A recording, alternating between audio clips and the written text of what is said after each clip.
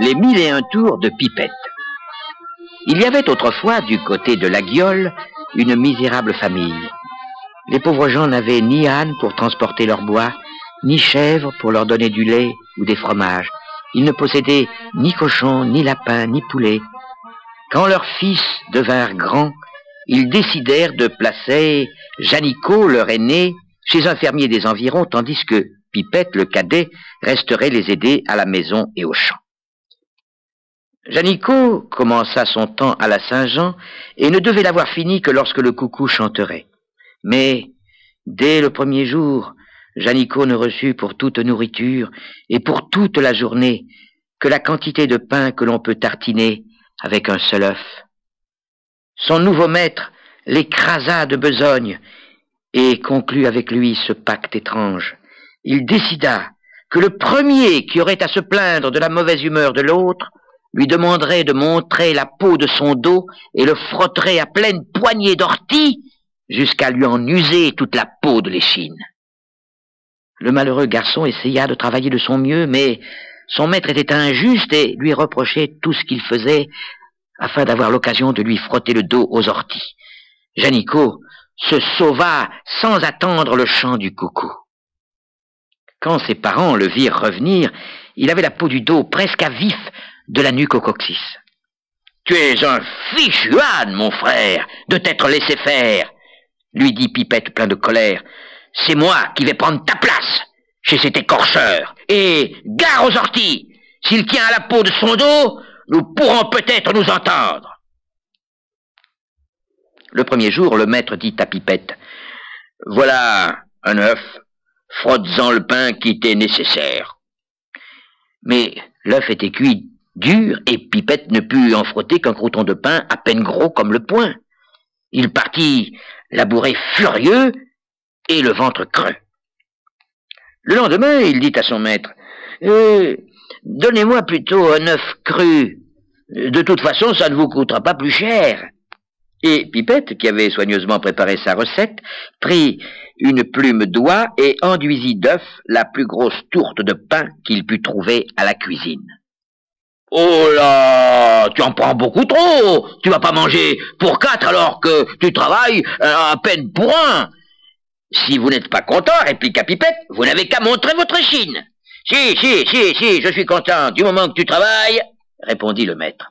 « Emmène donc avec toi cette diable de chienne et surtout, ne rentre pas à la maison avant elle, » cria encore le maître. Arrivé au champ, Pipette mordit dans sa tourte, en donna un morceau à la chienne et commença à labourer. Bientôt, le soleil se mit à chauffer fort. Avant 11 heures, la chaleur devint accablante. Ah, si seulement cette bête avait envie de rentrer, se dit Pipette, je pourrais en faire autant.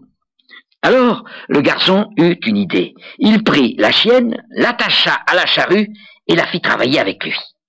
Au bout d'un moment, Pipette se décida à la détacher de la charrue. La chienne fila immédiatement en direction de la maison. Derrière elle, Pipette rentrait avec la charrue et les bœufs. Le maître, comprenant que Pipette avait réussi de nouveau à se jouer de lui, se mit en colère. « Je ne vais pas payer mon valet et le nourrir d'un pain entier pour le voir revenir à la ferme avant midi. Mais je n'ai fait qu'obéir. J'ai attendu que la chienne rentre à la maison. Et que lui as-tu donc fait pour qu'elle revienne si tôt ?»« Donnez un peu de mon pain et fais tirer la charrue, » répondit Pipette, encore heureux de son coup. « Mais si vous n'êtes pas d'accord, gare aux orties. »« Si, je suis d'accord, mais tu vas voir que je ne paye pas mes domestiques pour qu'ils baillent aux corneilles. »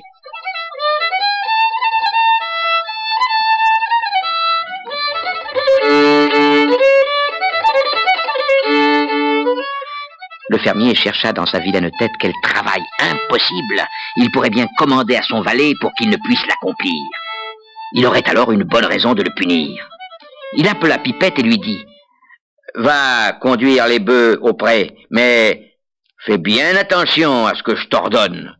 Tu devras faire rentrer les 4 bœufs dans le pré sans ouvrir les barrières et sans faire une seule brèche à la haie qui le clôture. Le temps d'y aller, tout en réfléchissant, Pipette comprit que son maître lui avait demandé quelque chose d'impossible pour avoir une raison de le punir. Et dans sa colère, il devint fort comme un lion. Il assomma les 4 bœufs, les coupa en 40 morceaux qu'il jeta par-dessus la haie, à l'intérieur du pré. Puis, il ne se pressa pas pour rentrer. « J'ai fait exactement ce que vous m'aviez commandé, » annonça tranquillement Pipette à son maître. « Les 4 bœufs sont dans le pré. Pour les y mettre, je n'ai pas ouvert les portes, ni abîmé la haie. » Hein? Et comment as-tu fait? Demanda le maître étonné. Allez-y voir. Le fermier s'y rendit donc plein de curiosité. Mais quand il vit ce qu'avait fait Pipette, il faillit en tomber raide. Ces bœufs, ces 4 gros bœufs, étaient bien dans le pré, mais coupés en morceaux comme petits salés dans la terrine. « Ah! Ah, vilain brigand! Canaille! Animal! Démon! Assassin! Pourquoi tu fais cela, mes bœufs » hurla le maître. « Vous m'aviez demandé quelque chose d'impossible pour pouvoir me punir. J'ai dû faire une chose impossible pour vous obéir. N'êtes-vous pas satisfait? »« Bien sûr que non, puisque je n'ai plus de bœufs maintenant. » Mais, à partir de ce moment, le fermier n'eut plus qu'une idée dans sa méchante cervelle, se débarrasser de son domestique au plus vite. Il ordonna à Pipette d'aller conduire les cochons dans la fameuse forêt du diable dont personne n'était jamais revenu. Pipette, trouvant qu'il était moins fatigant de garder des cochons dans les bois que de couper des bœufs en morceaux ou de pousser la charrue, partit donc vers la forêt du diable, précédée de ses cochons. Sur son chemin, il rencontra une femme qui allait au village vendre un plein panier de fromage blanc. « Où allez-vous, jeune homme, par ce chemin, avec vos cochons devant vous ?»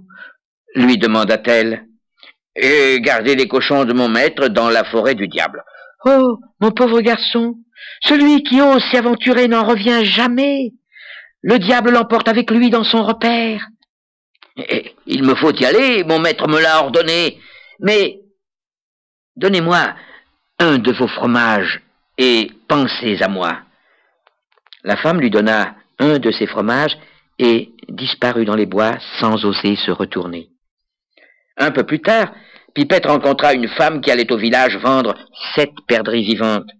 « Mais où allez-vous, jeune homme, par ce chemin avec vos cochons devant vous et ce fromage bien appétissant ?»« Gardez les cochons de mon maître dans la forêt du diable. »« Oh, mon pauvre garçon, celui qui est aussi aventuré n'en revient jamais.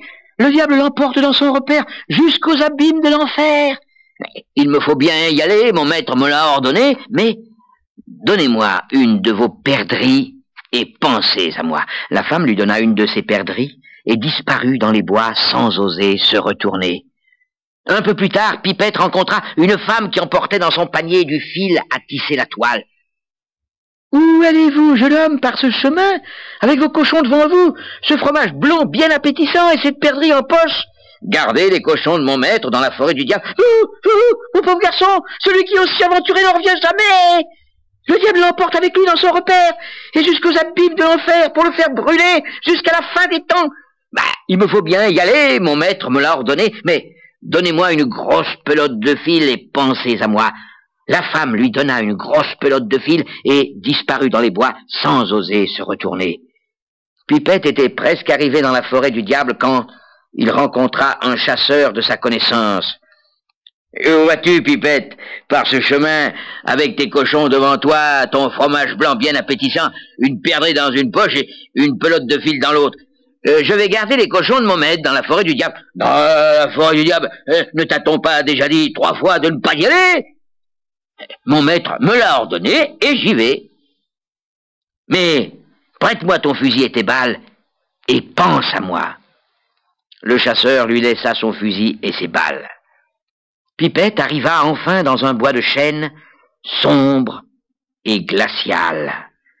C'était bien là la forêt du diable. Ces cochons se mirent à manger des glands. Pipette regarda autour de lui, et comme il ne voyait le diable nulle part, il grimpa sur un chêne pour mieux voir. Alors, Lucifer en personne se montra.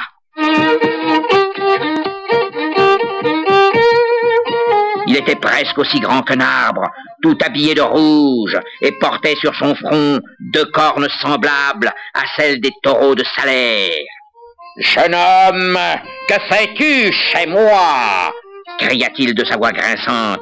« Je garde mes cochons qui mangent vos glands, je grimpe sur un arbre pour mieux vous voir, et je vais vous montrer que je sais bien cracher. » Pipette épaula son fusil, tira, et envoya une balle dans la figure du diable, juste entre ses 2 cornes.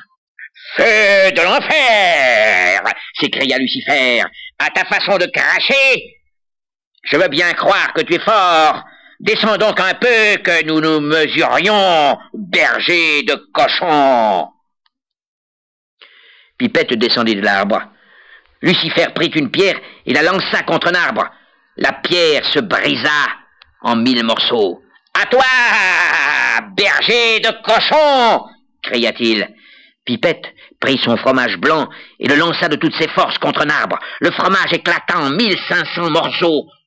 Lucifer ne dit rien.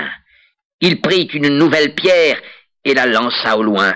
Ils la virent tomber à plus d'1 lieue de là. Pipette prit la perdrix vivante dans sa poche et la lança très loin.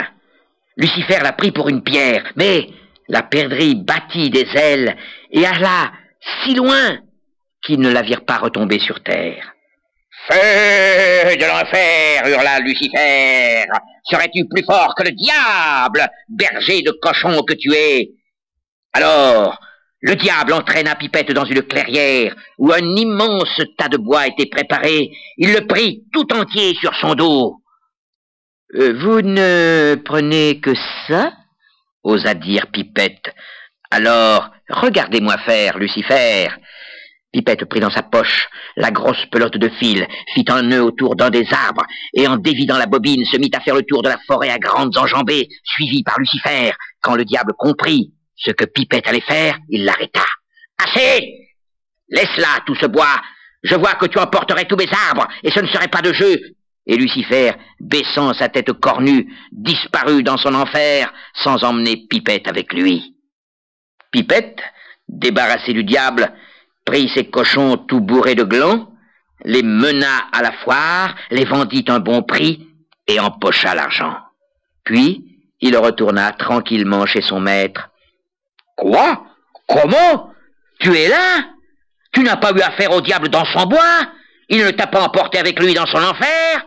s'écria le maître en tremblant. « Eh, où sont mes cochons? »« Vos cochons? Le diable les a pris pour se les faire cuire. Et il vous fera payer tous les glands qu'ils ont mangés. »« Malheur de malheur! Et maudit serviteur !» hurla le maître en rentrant dans sa maison. « Ça ne te suffit donc pas de couper mes bœufs en morceaux? Il faut encore que tu donnes mes porcs à Lucifer !» Mais sa femme essaya de le calmer. « Je sais comment nous débarrasser enfin de ce maudit Pipette, lui dit-elle. Je vais grimper sur le prunier devant la maison et je chanterai coucou, coucou, coucou. Tu feras le compte de cet endiablé que nous devions garder jusqu'à ce que le coucou chante et nous allons pouvoir le renvoyer. » Un quart d'heure plus tard, Pipette entendit coucou, coucou, coucou. Tiens, se dit-il, voilà un coucou qui chante un peu trop tôt avant le mois d'avril pour être un vrai coucou. Mais il fit semblant d'y croire. Il prépara son bagage, empocha l'argent par-dessus celui qu'il avait gagné en vendant les cochons, et, heureux comme un roi, riche comme un marchand, Pipette prit en chantant le chemin de sa maison.